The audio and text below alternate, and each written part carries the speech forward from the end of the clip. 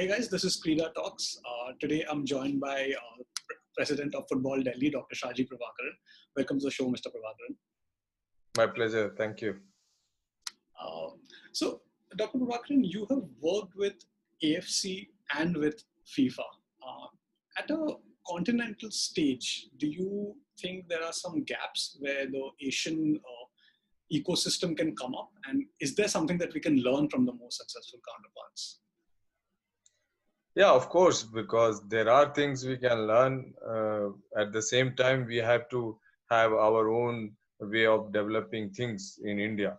But if you look towards Japan or certain Middle East countries or Korea, or if you say Australia, China, and even small countries like Vietnam, we can learn certain things which we can use here in India. Therefore, uh, India is like a continent, and we cannot go with one solution to every part of India to solve our football problems. And therefore, whatever we see in Asia today, Japan, Korea, Saudi, Australia, Iran, they are the leaders in terms of football. And there are things we can definitely bring into India as best practices, and we can apply here. And it can also be state specific also, because our country is very diverse. We can find there are some states where these solutions can be best fit to, and that's why in India, to solve one situation with one solution cannot happen. You need to have multiple solutions specific to, tailor made to specific situation within India. That is very true, right? I mean, we've seen this in FMCG products as well, and any other category of products that the Indian market comes up in a completely different way. Right? We have our own idiosyncrasies. So you said Korea, Japan, Iran. Is there one case study? I mean, so coming from the background of football turfs, and we've seen a lot of football turfs coming up in the country over the last 5 or 6 years. And the case study that's generally been spoken about is Iceland. Where I think a lot of Indians have gone wrong is that they've not understood why it worked in Iceland. It's just because they thought Iceland mein chal gaya. We've had so many football turfs coming up over there, so maybe we can just replicate it and the whole infrastructure comes up. It didn't, because Iceland is a very different country. Right? It's very difficult to grow grass over there. And here it's so hot. So turfs did not really work the way they were supposed to. There are a lot of turfs coming up, obviously. Uh, is there one specific case study that we can look at that we can say that, hey, this is very close and maybe we can learn a lot from this? See, like case studies are there. Like if say, I'm just moving out of the tough thing, maybe it's Japan's J League, how they put it, yeah, and how some of the learnings from there can be implemented in India. Like K League, that's one of the oldest professional league in Asia. What we can learn, how they can sustain itself, how the clubs are working. And as far as stuff is concerned in India, because right now people are going mad on it because they see a commercial opportunity, and the quality of turf is really not as best. It's not FIFA certified turfs are being used. It's a low quality carpets are being used, and the manufacturing, the whole construction is also not as per science, but it is just somebody is trying to make best use of their some piece of land to commercially exploit, because there's a huge demand. But at the same time, the problem in India is nobody is regulating that. And if there is no regulation in place, these things happen because nobody is looking into the safety aspect. Nobody is looking into how these stuffs are managed, maintained, and where is the data in terms of certain injury, in terms of usage, and we really don't know whether these products are coming from China or which of the countries, and how this is being used in India.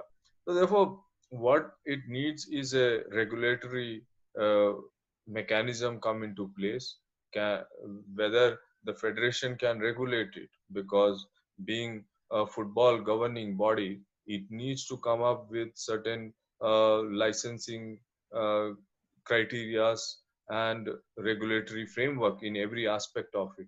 Because if those investment can go in the best way, therefore it only helps the game to grow in the best possible manner, and that is what is required. But it's booming. That's again, very encouraging, because people are investing into it. That's encouraging. Therefore, uh, we cannot really blame them who are investing into it, because in the absence of a framework, regulatory guidelines, this thing happens.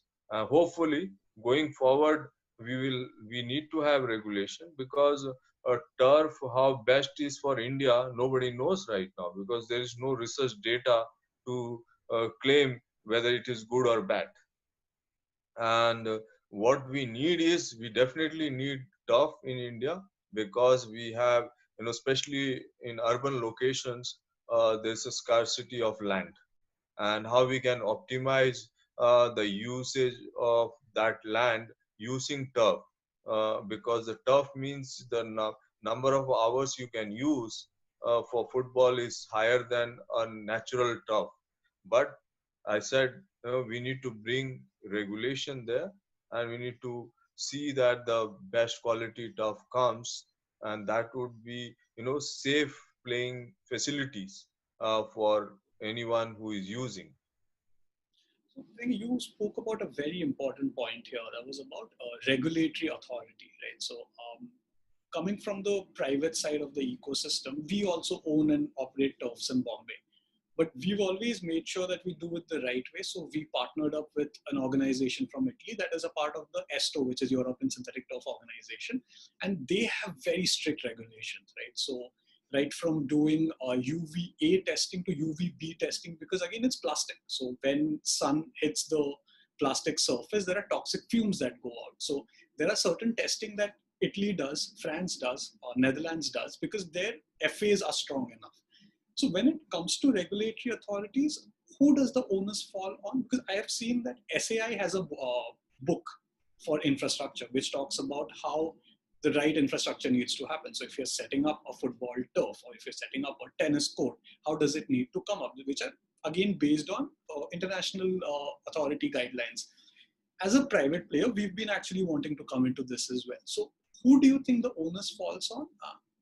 Who should See, take? it is a, yeah, here the Sports Authority of India and the Ministry of Youth Affairs and Sports must form a guideline, because in general sense, the quality assurance, there are, government organizations like, which specify standards, and they quantify, they measure it, they test it, and then they license it. The same thing should happen in sports as well, uh, because they should be, declared safe and fit to use. And that too also, it is not that once, it has to be an yearly audit need to be done, because license here, uh, cannot be once you put the turf, the license is there, but you are using it for 10 years, and 12 years, or maybe within 5 years or 4 years, it got damaged, and still you have the license, you are using it. So therefore, once the new turf is installed, there should be a complete licensing criteria, a regulatory mechanism, and the All India Football Federation should also take lead in this. Because why I'm saying ministry and SAI, because it is not only about football, because the turf is for, track and field, hockey. There are various indoor turfs as well. It's, it's a massive business in India right now. But absence of regulatory framework is bad for sports industry itself, because some people are giving a very inferior products in the name of best products, because the end user cannot yeah, in the beginning find out which one is the best, and the uh, and the client itself would not know whether these products are of international standard or as per the uh, quotation what one has provided, because everything looks green on the first day. And I have seen myself in various schools in India, there are artificial turfs being laid, but 70% of them are just landscaping carpet, which is a criminal offense. But since nobody has the knowledge, nobody has the understanding, and in the absence of regulatory framework, people have misused and made really people fool. True, true, and it's so sad. I mean, we've come from that side as we've seen it. We try fighting it every day. So what we've seen again, and this is not just for sports in general, but India is a market that cost dictates everything. Right? Whatever is cheaper is where the customers are going to go, and for that same reason, private companies have also tried to cut costs. Right? That's why they're getting their products from China and Turkey, which are cheaper. Um, when it comes to private public partnership, which I believe is very important when any industry is coming up, right? Is it important, or does the government or the public authorities even need to do this? Do they need to have certain appeasement policies for private players to come in initially, show them a bigger picture, maybe that if it's a 5 year, 10 year long plan, certain policies that are just made to appease more private players to come in, because right now very few private companies are coming in. Most of the companies that are coming in today are the family groups, so you don't have the more organized sector of the private sector coming in. How do you get more private players in? See, right now the policy framework for private investment is not at all friendly, Hmm.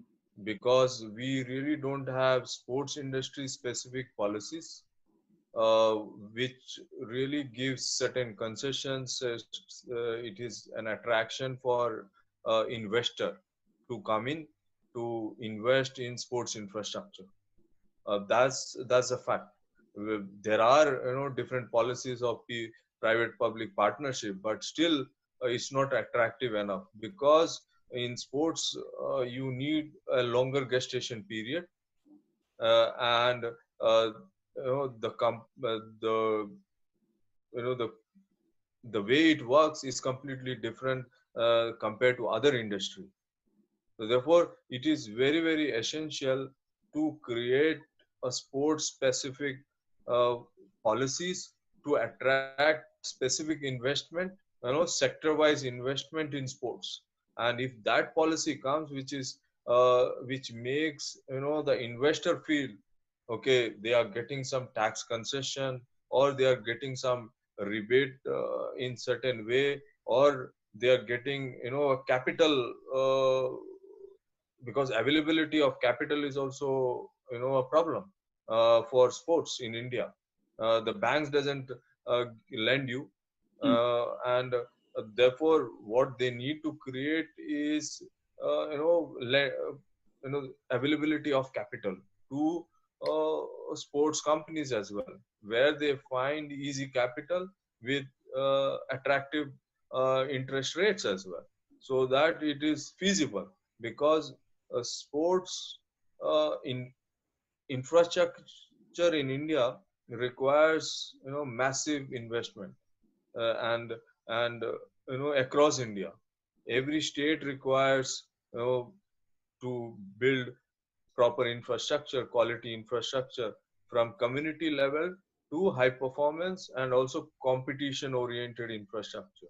So we have a huge gap, and that gap cannot be filled by government alone, because it's not possible for government to invest that heavy into sports infrastructure. What it requires is a private investor to come in, and that can only happen where there is a specific focus towards this industry and a specific policy on a long term and a consistent policy. That is what I think would change a lot in favor of sports infrastructure investment in India. So, true, right? Any sport needs infusion of money for it to come off, right? So, what do you think works better, especially in the Indian ecosystem, like a bottom-up approach or a top-down approach? So, I'll just maybe delve a bit deeper into this question, where do we firstly try and strengthen the base of the pyramid? So essentially, build infrastructure at the grassroots, get more people playing each of these sports, or do we try and get some amount of success and then build from there, right? So do we go bottom up or do we go top down when it comes to the Indian ecosystem? See, in a strategy to develop sports, you need both bottom up as well as top down approach.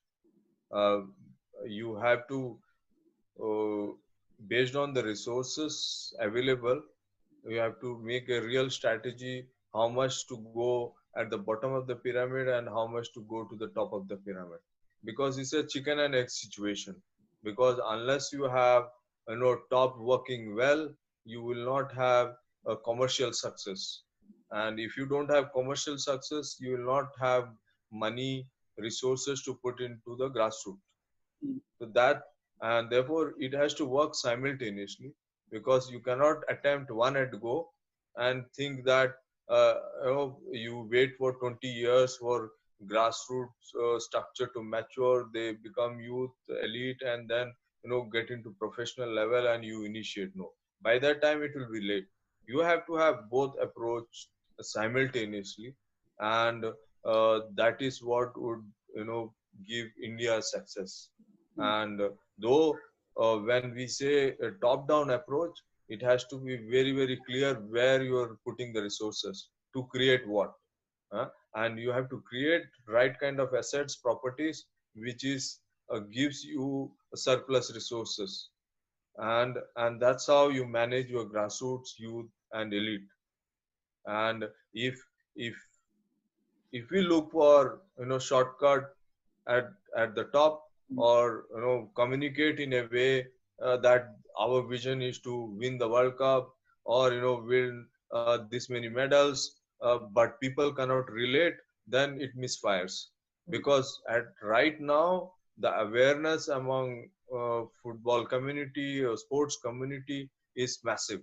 Really, it's, they understand everything. You can't really make a statement and think, okay, people will buy into it. No. So therefore it has to be well thought through, uh, and the communication is key. Because if we communicate in the right way, it can engage people to believe in what you are trying to do. And without the support of the stakeholders and the community, you really cannot achieve anything. Therefore you have to have strategy for both, with a clear goal and with uh, priorities. mm. True, true. Coming back to the topic of infusion of capital, right? So, if we look at most of the sports that have gotten the way money has flown in, a lot of it generally comes in from broadcast, right? So, broadcast money has always been the linchpin when it comes to infusion of capital. Apart from private players then wanting to come in, right? Because they see the return on investment then. If I look specifically at football now, Indian cricket has always had the infusion of money since almost 2 decades now, right?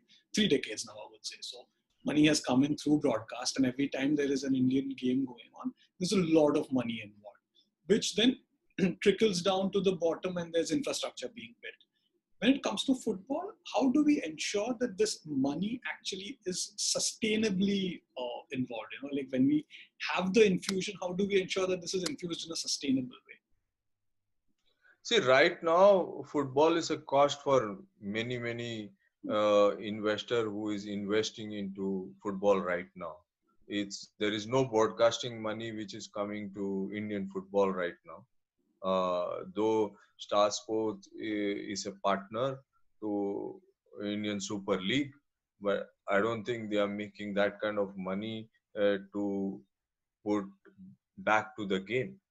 Yeah, that's not still reached. But the whole broadcasting industry is going for a big change because of the new media. Hmm. the digital media. And that where I see a biggest opportunity for football in India, because through proper digital strategy, and there are various other resource generating opportunity for Indian football, uh, because our fan culture is growing in India. Therefore, the match day revenue is going to go up. But for that, we need to focus on the infrastructure as well. Because right now, our stadiums are still not in the best possible way, built for to give that kind of experiences the fans would like to have.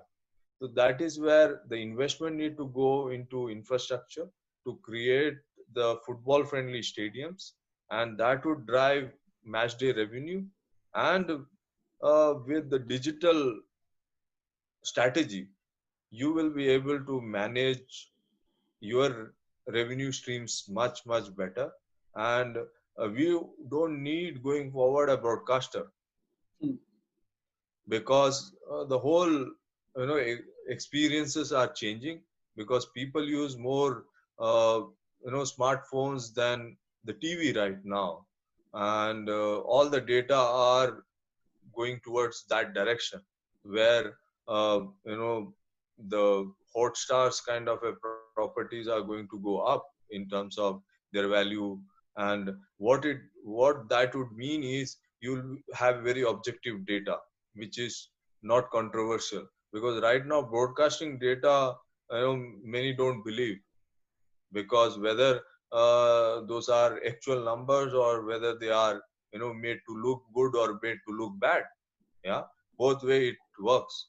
What I see is the digital platforms going to drive Indian football forward, and that would really be a change agent in terms of bringing more revenue to the game, and it will become more sustainable, because Indian football commercially is at a very infancy stage right now, because the clubs have just come in. There are old clubs also, they are trying to change their way. The players values have still not going up. They are not producing players to trade the players, because that revenue is almost nil in the football ecosystem of India. If you don't command transfer value, you really hit your, some club will hit 20 to 30% of their revenue, because some of the club globally, their major revenue is players transfer value, the transfer money what they get. Right now in India, that strategy is not there, because the clubs are still at a very infancy stage to put that structure where they can develop their own player, because they don't have their own infrastructure right now where they will develop their own player, except one or two clubs. So therefore that is going to make the club sustainable, because what is the whole strategy right now is getting money from sponsorship, central revenue. That is not going to be sufficient to make a football club sustainable. You need to look into 360 degree of revenue proposition, and that is available. And with the fan culture, the fan following, that need a very a tailor-made strategies. And each of the clubs, each of the franchises, Indian Super League, All India Football Federation, need to think how you can drive your content through digital medium. And that is where you can bargain better, even for sponsorship, commercial deals, because you have very concrete data which you nobody can question you, because anybody can go and see, you will get the same result. And that is where I see a big hope for Indian football to make it sustainable. Two points that you raised, I would like to come back on. One was the production of players, and the second is fan culture, because these two are very important. Right? So, when we're talking about production of players, when you very rightly said that very few clubs today have the infrastructure where they have a full-fledged academy where players are coming up. Okay, but if we take a step back and see, we're now only looking at hyperlocal activation of players, right? How difficult is it to scout players from the different parts of the country, right? So me sitting in Bombay, it's very difficult for me to get a player in Mizoram, where I know there's so much talent in Mizoram, right? Is there, like, can we use technology to solve this issue? How do we go about solving the issue of scouting of players? See, the scouting of the players in India is still difficult because the opportunities for players to play games are, very minimum. That's one problem, because it is not that, those who play are only the talented players. Those who don't get the games, they are also talented. But unfortunately, they don't get the games. So what do you do? So that is, in 90% of cases, uh, we are not looking for in the right talent in the right location because they are not playing games. Yeah. So see, technology can only be used when you have a live stream available, for all those matches. It is not that individual players sending their video of doing certain skill uh, will the technology can tell they are talented or potential, because you can only see some of the performance factors in those skills what they are doing. It is the players can only be identified in a real game situation. Yeah. And their consistency, their whole psychology, or the whole talent can only be seen in a game situation, which is competitive game situation, not even trials. Trials doesn't give you the right uh, indications about a player, because the player is conscious that I am here to make myself visible, so that I get selected. So they are more conscious. 70% of them, they are not in the best of the psychological frame when they are in trials, because first time people are looking into them to select them. But when you are playing in a competitive game, your whole focus is to how to execute what coach has taught us, what coach wants, what is the strategy you want, how uh, only to win the game. Yeah. Therefore you will always give the best. You are not trying to impress, but you are trying to impress the game itself to win. Yeah. So that is why what we need is more and more opportunities for our youngsters to play the game in a competitive situation. Unfortunately, that is not there. So every district need to have leagues, and it need to go towards the block and village as well, because if those players are not playing in an organized league or a structured league which provides at least 20 minimum 20 to 25 games, you cannot really say that they are talented, and that's the real problem for us. True, true. And you spoke about youngsters getting the competition to go and actually showcase their talent for people to see. And I think in that case, we've had started like over the last few years. You had the baby leagues coming up. You've had a lot of grassroots leagues coming up as well, right? And kudos to Football Delhi, because I think Football Delhi has probably today the best grassroots program. When you look at the baby leagues that have also happened over there, and Football Delhi recently also launched a futsal league, right? So five-a-side football when it comes to scouting talent. Would you say that's a good enough launch pad for people to go scout talent, five-a-side football? See, I don't say that that's a platform for only to scout talent, but what we uh, saying is that you are creating more opportunities uh, through futsal as well to play the game, because some of the players, they like those indoor setting, they like small area games, and that is the only they can play because nothing is available uh, near their locality. And futsal is one game which is very good to build your foundations. And if you are exposed to futsal, you will be able to develop your close skills better. Huh? Your footwork, your ball management, all can be fine tuned playing futsal. And that is what Spain does, even Brazil does, Portugal does.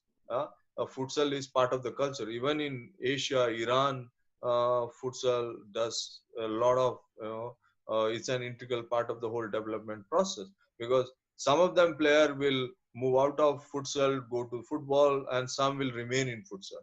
But uh, at what age you introduce futsal?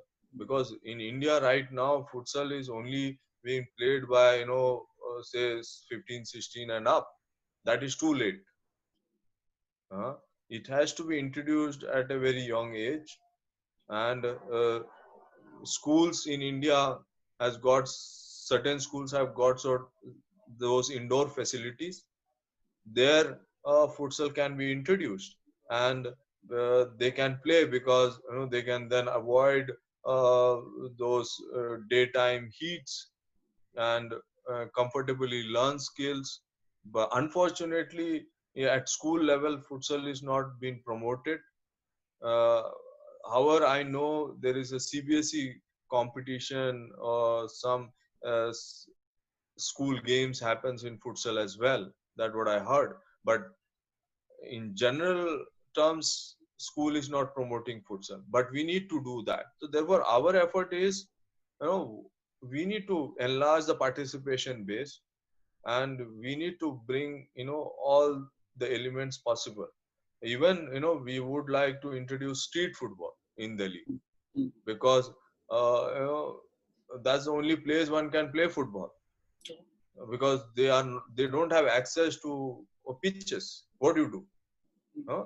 So can we, recreate a football in a street?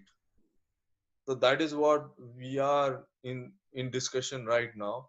How we can even initiate street football, because if they get an experience of football, they might think of continuing that experience through some form, and then they will look for better opportunities. And if they are talented, then they will be scouted and they will get better opportunities. So that is what, our whole approach is. It's all about inclusivity, Mm. not to take out anyone, but bring everyone into football through multiple opportunities and platforms. I think kudos to Football Delhi for that. I think you guys have had a really good grassroots program going on now. You spoke about futsal, and I think the same can be applied to mini football as well. And I think mini football is something that's very huge in the world. And India has actually had representation in the mini football World Cups over the years. So I really hope street football picks up as well. Doctor, talking about fan culture, right? I keep having this discussion with people where a few years back in ISL, there was this ad campaign that came out which said fan banna padega, right? So it said you have to start following Indian football now. And when I saw that campaign, as an ex-advertiser, my views were, I'm too old to be a part of this now anymore. Right? I'm 28, I'm 30. I already have 10 different things to do in my week. So for me to now come out and give 4 more hours of my week to something new is going to be very difficult. So I already follow I League from Indian football. Now for me to come out and give more 4 hours to follow ISL is going to be very difficult. What do you think is the right age, and how do we go about developing fan culture in India where we're taking the casual viewer and converting them into a stadium going viewer? See, fan culture is a family as well as a generation Hmm. oriented thing. It's not like, you start going to two games and you say, oh, we have a fan culture, or I am a fan. Yeah? Like in Europe and all, it's a third generation. uh, it's like the baby is born and you are going with them to the stadium, because that is the best gift you are trying to give a baby. Hmm. And if you pass on a season ticket to your son or a daughter, you feel, something big you achieved. That is the sentiments involved. That's the culture basically. So we are at a very, very, base level of that culture, initiating that culture. The good thing is there are many fan clubs have come up in India. supporters club have come up in India, linked with ISL, linked with I League clubs. They are trying to, create themselves, organize themselves, yeah. And this fan clubs need to experience, because what they are trying to bring in energy, bring in an atmosphere, uh, you know their own, like what they are experiencing in Europe right now, yeah. So therefore they are creating something which will definitely, what I see is one of the great developments for Indian football, because fans are an integral part of the game. And if they are not part of you, the part of the game, uh, you the players really, doesn't find uh, uh, that level of motivation within them, yeah. uh, yeah, they will give at the end their best, there is fan or no fans, but with fans, it's a completely different experience for them. And and when we see, this new atmosphere in a stadium when India is playing as a national team, or at ISL, it's a completely different experience. It's at a very at an infancy stage. You need to, uh, this will only grow this culture, and this we need to promote, and we need to encourage all of them, which is very important, because they at the end, uh, they should not be seen as, like a, they anyway they will support the game. No, what we need to do is we need to really uh, give them opportunities as well, uh, to better engaged with the game, yeah. They should not be only seen when India is playing or our match is there, we just want their support. No, their support we need every day, you know and that's how we will see a better atmosphere for the game, and that would only make our football country better, and we will see a more commercial success as well coming in, because their energy, their participation is vital. And what we need to do is we need to enlarge that base through, very conscious effort. And because right now that base is still, very low. It is not that a 1.35 billion country, we don't have, say a 1 million fan who is really ready to come to the stadium. We have to create that, because if 1 million wants to come to the stadium, you create that kind of demand, and when there is, there is a conflict between supply and demand, that is where, you create success stories. True, true. And that is where we need to move. Right now, maybe 10,000 wants to come to the stadium, and this number has to go tenfold up. True. So when you spoke about, that we need to encourage more fans to come to the stadium, and it's not just going to be on match days, right? You have to engage them throughout the year. Okay. I'm going to talk about a recent example that happened during an India game where fans were stopped at the gates of the stadium because they were carrying banners. Some of them were carrying, drums. And who does the onus fall on here? Like, does the governing body of the sport in the country go talk to the security of the city? Because this happened in Calcutta of all places, right? Calcutta is known to have a footballing culture, right? The derby between East Bengal and Mohan Bagan attracts so many fans, and you've had people go and burn flares, burn newspapers, and all of that. And then you've had stories of people not letting them come in with banners. And I don't want to hit the reason why it happened. It was all political, but who does the onus fall on here? Like, who needs to go and talk to people about this?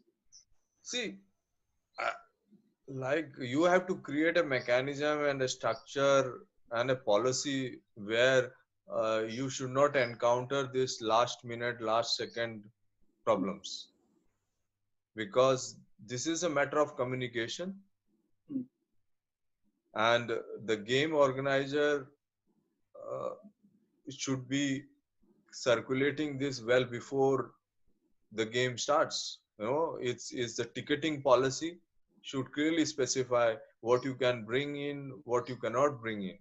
And if the ticketing policy uh, doesn't suggest something and you are carrying it, uh, then it is a problem, internal problem there, because then the security are not briefed, security is not aware, and security is taking decision based on what they think is best. That should not be, because in a hierarchy everyone should think alike. It cannot be one man thinking something else and he's applying something else. No, in this regard it has to be a very stated policy.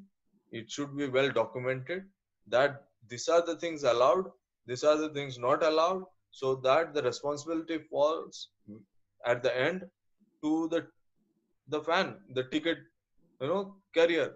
They know, okay, you know I cannot take this, but I can take this.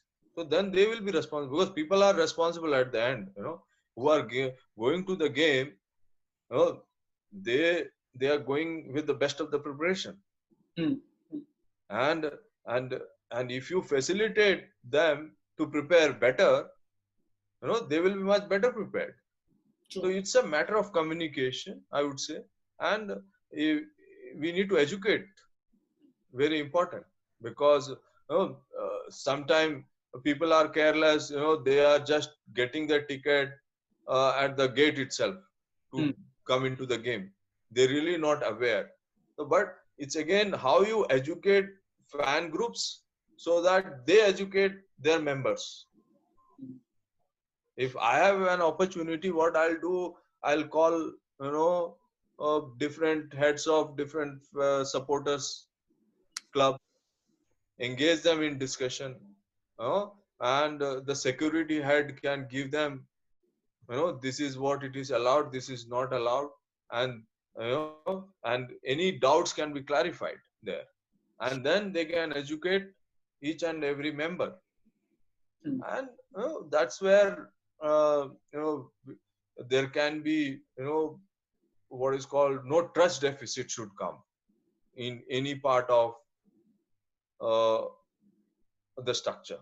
And fans are one of the important stakeholder, and they should have absolute clarity on what their rights are, and that way they will be, better prepared, and they will give their best. True, true. Talking about communication, right? Communication between all the stakeholders. Um, how important is it that you would say that the national associations and the state associations maintain that communication? And also, how important is it for national associations to get involved at policies at a league level, right? So I'll give you an example where this I think happened around 5 years back, 5 or 6 years back. This was an ISL semi-final which was happening at the Andheri Sports Complex in Bombay, and the homes. This was Bombay versus ATK Calcutta, and home and away supporters sat together. And I was there at the stadium, and it was surprising that I was like, "This is a recipe for disaster." And it happened, right? A fight broke out. And who then needs to set these policies? Like, how important is it for the National Association to have that communication with the state association or the leagues? No, it is the league regulation specifies all this part, Okay. how uh, you know the whole stadium is set up, because it is a protocol which defines, and it is everything is spelled out very clearly. Okay, if I don't know how they manage to sell away on home fan tickets, but it has to be clearly demarcated, saying, okay, for away fans this many seats are available and this is the portion you can buy it. Yeah, and that is very clear, because that is the policy, stated policy globally, where away fans will have least ticket, the home fans will have majority of tickets, and their areas are demarcated and nobody can change it. And these are very basics, because the league regulations will cover, and it is the responsibility of the home team uh, to make that possible, because nobody can play with it, because the league regulations have to be implemented, in letter and spirit. And there are people who make sure that it is implemented, like there are league commissioners or match commissioners there on the game day, 2 days, 3 days before, and their responsibility also to make sure that the league regulation is followed in every, what, there is no way a state or any team can change that. So, So that is, it's very simple, and it is an established practice. But I don't know, why that happened in Mumbai, which is surprising.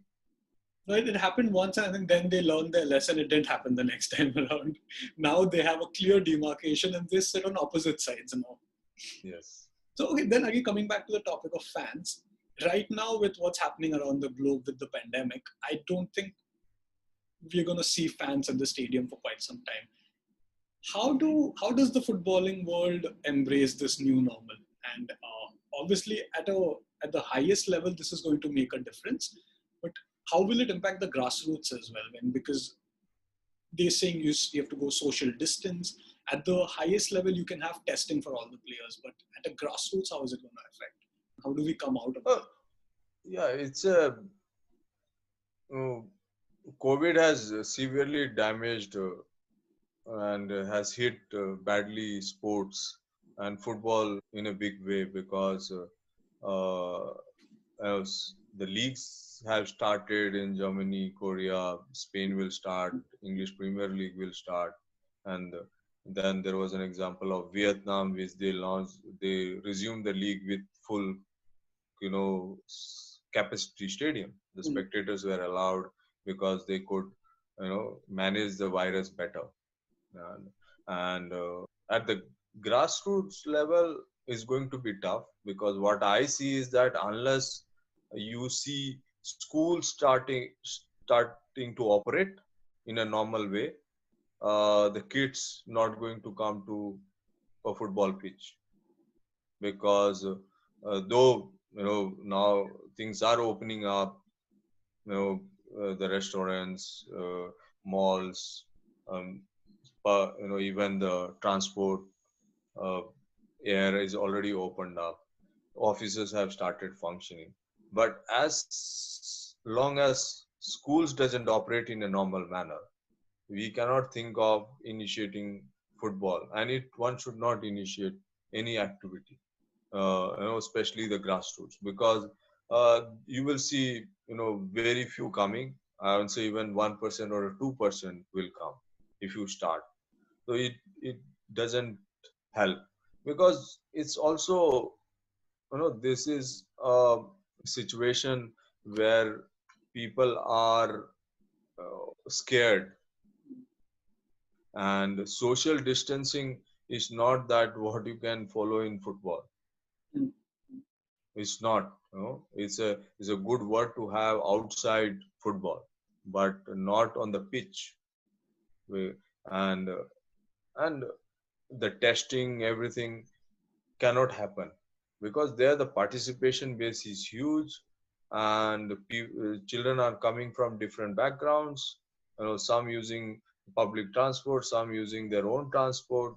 Uh, it is it is going to be, psychologically very challenging for people who are also coming to participate also, because the family, the parents will also be, always scared, even if they send, you know uh, so it's better to wait, and this virus will definitely will go away, that is sure. uh, right now health is the priority. We all have to be responsible, and also we should, promote things such a way that people are not encouraged to take things lightly also. Even if, certain regulation comes that something is allowed, still, football is still not that resourceful in India, and Football cannot put those SOPs in place. Like every team cannot have 5 doctors or a 3 doctor, or you can put everyone into 3 buses while traveling. Uh, it's not possible. It will eat away big resources, and it will also at the same time impact the game in a big way. So best is to wait,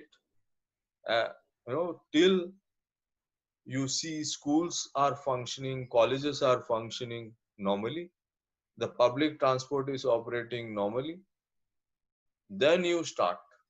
Because by that time, players will have confidence, parents will have confidence, families will have confidence, and then you know you can sustain it.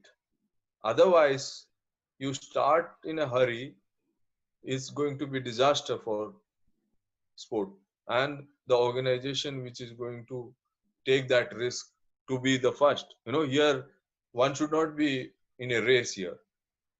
Wait as long as you want, and see how other sectors are opening up, and take a very conscious decision. Hopefully that works out well. Okay, I'm gonna talk about the Indian national team here, the Indian national football team. I'm gonna talk about the Japanese ecosystem and how they've had 100-year vision, okay, of winning the World Cup. As when it comes to the Indian footballing national team, every time World Cup comes around, people are like, we're gonna qualify this year. It's not gonna happen that fast, right? So what do you think? Do you think the vision for Indian football, the national team, I'm not talking about the leagues here, is on the right path? And how important is it to be patient? See, we need to have a vision which is realistic, which is achievable, and complemented and supplemented by plans and structure and systems. So that case have to come, where one is saying, okay, we will qualify for this World Cup or that World Cup, to specify a very clear pathway. And India has a huge potential, and we have the capacity to qualify for the World Cup. But for that, we need a plan which can get buy-in from everyone in India, Mm, mm.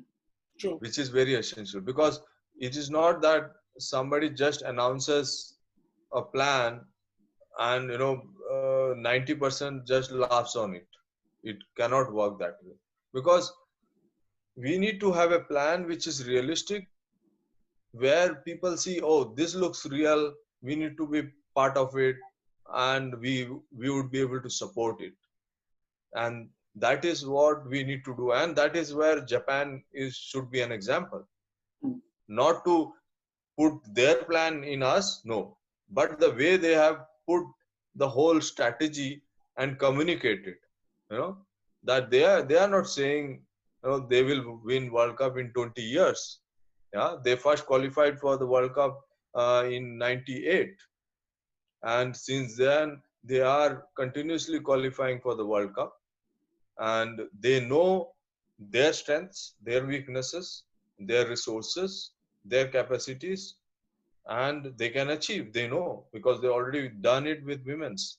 mm, Because women's football, they wanted to win the World Cup 2015, 2019, but they have done it in 2011, mm, mm, because they created those opportunities for women much before than many countries in Asia. That's where advantage. So we can learn these practices from those successful countries and apply in India, because our first biggest milestone what India needs to achieve is qualifying for the World Cup, and that's a quite a possibility.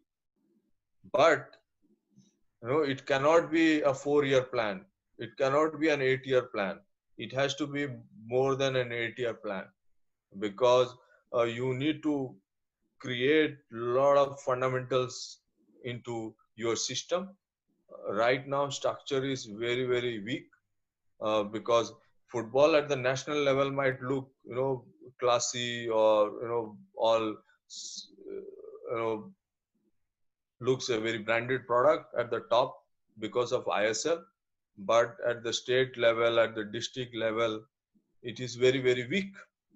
And unless and until we strengthen that, we cannot be able to, you know get to the top of our potential. And that will happen, I'm sure, because people are aware of where the weaknesses are, and how we can focus with a very, very tailor-made specific program uh, to achieve, and to build capacity in the system, because the capacity is weak at in the system, uh, from the state level to the district level, and how we can build more clubs into our ecosystem, because we cannot have 30 clubs in India and say we have, this is where the football will grow. No, we need 400 to 600 clubs in our system, which are active, which are functioning 365 days 24 into 7. And 600 clubs, why I say, like, because we have around 700 some districts in India, and each of the district must have one club, and that's how we can channelize uh, those aspiring youths to be part of football, and then they can move up the ladder. And that system, that structure need to come. And I'm sure this will come, because see, our football, whatever we say, we started our football development just last decade only. Otherwise it was, you know on a very natural way we were doing things, because we didn't had resources at that time. So now resources are coming, and we are able to employ more and more professionals into the game, and more clubs are coming, more investment is coming to the game. Therefore the pie is also growing. Hmm. And it would take time, because the cycle takes, it's a 20 years cycle to build a change in a football ecosystem. And I am quite confident this will happen. I hope so, too. I hope this happens as well in the next at least 2 decades. We are talking about, so we know that India doesn't have a year-long league structure, right? So the longest league that we have runs for around 5 months, right? So, which brings me to the question of, are Indian national team players or also the round two players getting the right exposure? So I don't want to delve into the whole policy of the AFC has a 3+1 policy. I don't think the ISL follows that. So going away from that, if we look at players that have gone abroad and played, right? So we've had Chetri going, playing abroad. Gurpreet Singh Sandhu has gone abroad, and a few other players have gone abroad. And if I can be that forthcoming, they've not been very successful. So the way I look at it from my vantage point, they've tried and gone and played in leagues where the gap is very high, right? So you've had players that have gone to Portugal. Gurpreet went to Stabæk, where he actually got a good enough chance. Why don't we see enough Indian players go and ply their trade in Asian leagues? What's stopping our players from going and doing that?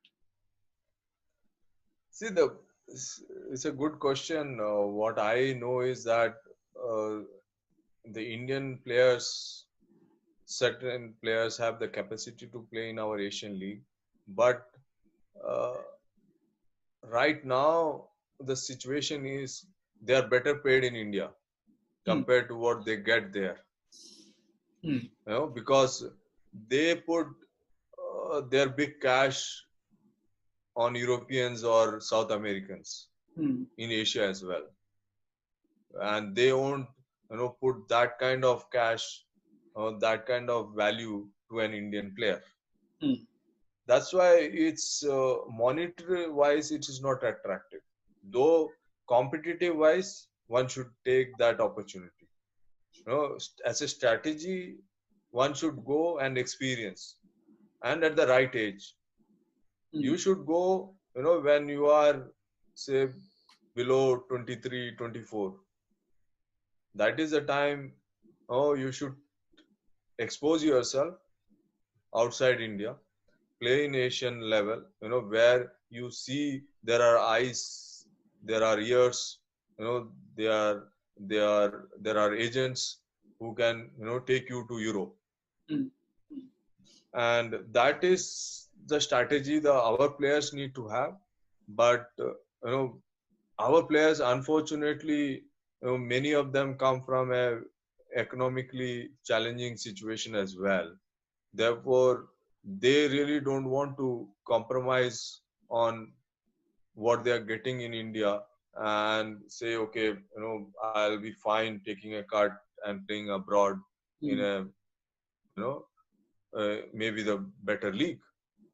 Uh, that's that is where we need to change the mindset as well of the players. How you give them confidence, because see, it is all confidence, of they taking the risk. Like, Sunil Chetri has taken the risk and it has worked for him. He went abroad, whether it is US, whether it is Portugal, he took that as a challenge. And as a player, you should be prepared to take those challenges. It might not work sometime, but it might give you, a lot of other exposures which ultimately help you in your career. Yeah. And our players have the capacity to play at the Asian level in, whether it is Star League in Qatar, or in Saudi, or K League, or J League. Yeah. Uh, that's a But one is not making that kind of an attempt right now. Our players are not making an attempt, and it's a pure financial reasons. Sir, I really hope like some private players maybe might want to come in there and sponsor these players that are going abroad. Okay, when it comes to the national squad, the national football squad, I want to ask you, where do you stand on the issue of persons of Indian origin or overseas citizens of India being allowed to play for the national team? See, personally, I am not in favor of that policy, because though some say it is a good strategy to have short term, uh, and get some good result. But see, the first aspect for me is a country of 1.35 billion, and you are getting an overseas player whose heart is not Indian. He's only coming because he wants to tick another box saying I played an international football, and that to India.